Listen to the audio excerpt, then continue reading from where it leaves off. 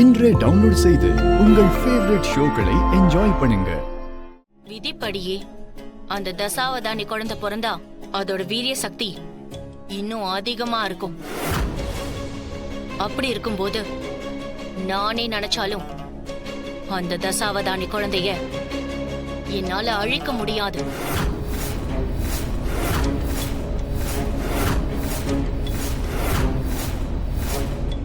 ஆனா அதே நேரத்துல 40வது பௌர்ணமிக்கு முன்னாடி வியாழக்கிழமை யமகண்ட நேரத்துல ராணிக்கு பிரசவ வலிய வர வச்சு அந்த சுகப்பிரசவம் மூலமா தசாவதானி குழந்தைய இந்த உலகத்துக்கு கொண்டு வந்தா அந்த குழந்தையோட வீரிய சக்தி கம்மியா இருக்கும். அது மட்டும் இல்லாம நான் இந்த வீட்டுக்கு டாக்டரா வேஷம் போட்டுட்டு வந்த நோக்கமும் நிறைவேறிடும். நீங்க சொல்றதெல்லாம் சரிதான். இருந்தாலும் அந்த பொம்மி ராணி பக்கத்துல இருக்கிற வரைக்கும் உங்க பிளான் எதுவும் ஒர்க் அவுட் ஆகாது சோடாமணி. பொம்மி அதை நடக்க விடுவான்னு நினைக்கிறீங்களா? அந்த பொம்மைய ஒண்ணுமே இல்லாம செய்ய என்கிட்ட ஒரு வழி இருக்கு. அத கூட யோசிக்காமலையா நான் இவ்வளவு பெரிய விஷயத்துல இறங்கியிருப்பேன். அது என்னன்னு எங்களுக்கும் சொல்லுங்க, நாங்களும் தெரிஞ்சுக்கிறோமே.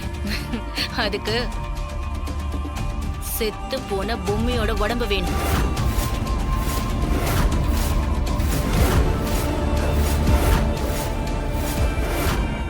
பொம்மியோட உடம்பா? மாமா இது சாத்தியமே இல்ல மாமா. இன்னுமா அந்த பொம்மியோட உடம்பு அழுகி போகாம இருக்கும்? இல்ல, அது அழுகல.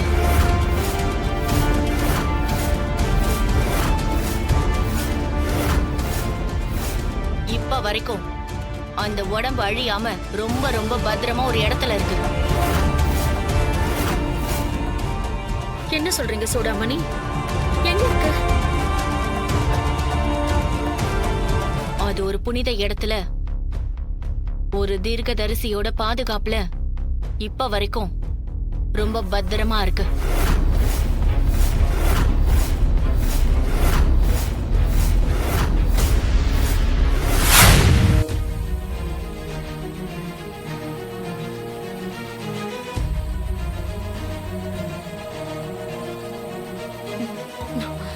ராணி தர்ஷினி கிட்ட அந்த கிஃப்ட் கொடுக்கற வரைக்கும் அந்த ஆதாரத்தை பார்க்கவே இல்ல.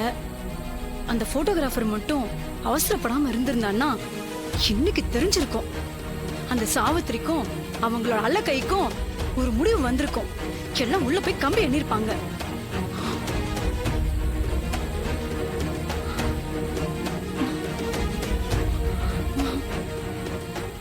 இல்ல இல்ல இல்ல இல்ல, அது மட்டும் நடந்திருந்தா தர்ஷனோட வாழ்க்கை கேள்விக்குறியா இருக்கும். அது மட்டும் இல்லாம ராணிக்கு தெரிஞ்சிருந்தா அவளோட பிரசவத்திலுமே சிக்கல் வந்திருக்கும்.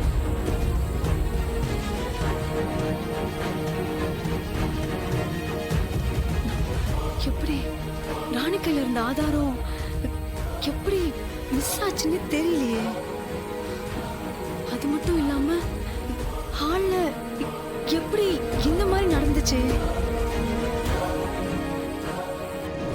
என்ன பைத்தியக்காரத்தனம் இது?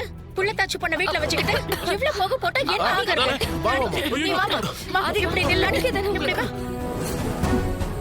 இது எல்லாம் அந்த சாவித்திரி டீமோட வேலையா தான் இருக்கும்.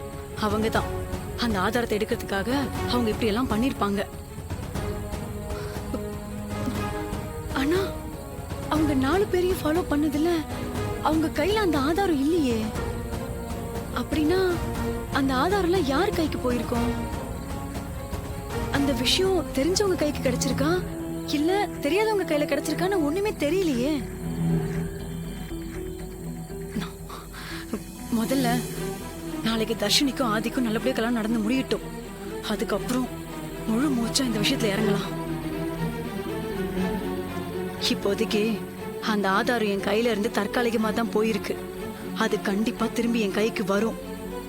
அதுக்கப்புறம் அந்த சாவித்திரி, மனோ, ரகுவரன், தமன்னா இவங்க 4 பேரும் என் கண் பார்வையில இருந்து இனி அளவு கூட நகர மாட்டாங்க.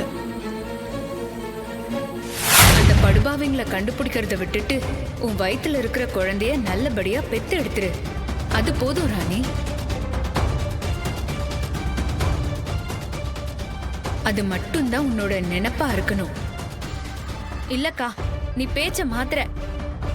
நீங்க எல்லாரும் சொல்லலனா அது ஏன்னு யோசிக்க மாட்டியான்னு தானே கேட்ட. உன்ன மாதிரி எனக்கும் ஏதாவது ஆயிடும் தானே நீ பயப்படுற. பொம்மி அக்கா, நான் தனி ஆள் கிடையாது. என் பின்னால் தான் நீ இருக்கிறல்லக்கா. உன்னோட துணை இருக்க சொல்ல எனக்கு என்ன ஆயிர போகுதுக்கா? நான் குழந்தையும் நல்லபடியா பெத்தெடுப்பேன். அந்த கொலகார பாவிங்களையும் நான் கண்டுபிடிப்பேன். வேண்டா ராணி, அவங்க எல்லாம் ஈவ இருக்கமே இல்லாத ஜென்மங்க. இதனால உனக்கு ஏதாவது ஆயிட போகுது ராணி. இல்லக்கா, இந்த விஷயத்துல எனக்கு என்ன ஆனாலும் சரி, நான் உன்னை கொன்னவங்கள கண்டுபிடிக்காம விடவே மாட்டேன். அப்போ நான் சொல்றத கேட்க மாட்டேன்ல? சரிக்கா, நீ சொல்றத நான் கேட்கணும்னா உன்னை துடிக்க துடிக்க கொலை பண்ணது யாருன்னு நீயே சொல்ற. ஐயோ, சொல்லக்கூடிய விஷயமா இருந்தா நான் சொல்ல மாட்டேனா? அது உன்கிட்ட சொல்லக்கூடாது ராணி. அதே மாதிரிதான்க்கா, நான் இப்ப கண்டுபிடிக்க போறத கை விடுறதா இல்லக்கா. நீ எக்காரணத்து கொண்டும் என்னை தடுத்து நிறுத்த கூடாது. இது நீ முக்கியமா நினைக்கிற என் வயிற்றுக்குள்ளார இருக்கிற பாப்பா மேல சத்தியம்.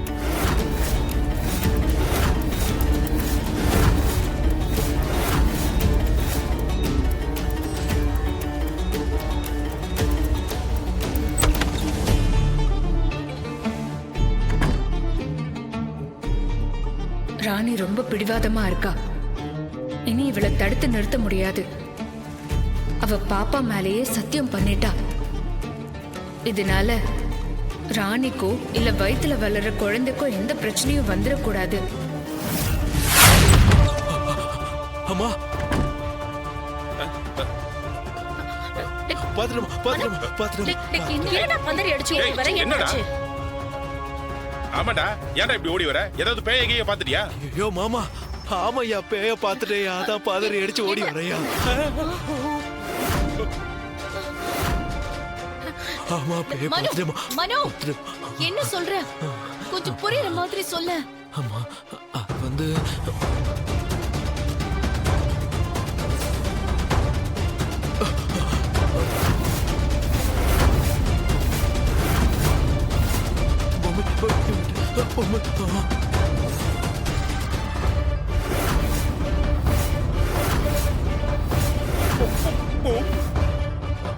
ஆமா ஆமா, உண்மையேதான். ஓஹோ, ராணியோட பிரசவம் நெருங்குது. அதுவும் இல்லாம தர்ஷினியோட கல்யாணமும் நடக்க போகுது. இந்த ரெண்டும் நல்லபடியா நடக்கணும்னு இந்த வீட்டுக்கு பாதுகாப்பா பொம்மி மறுபடியும் வந்திருக்கா போல இருக்கு.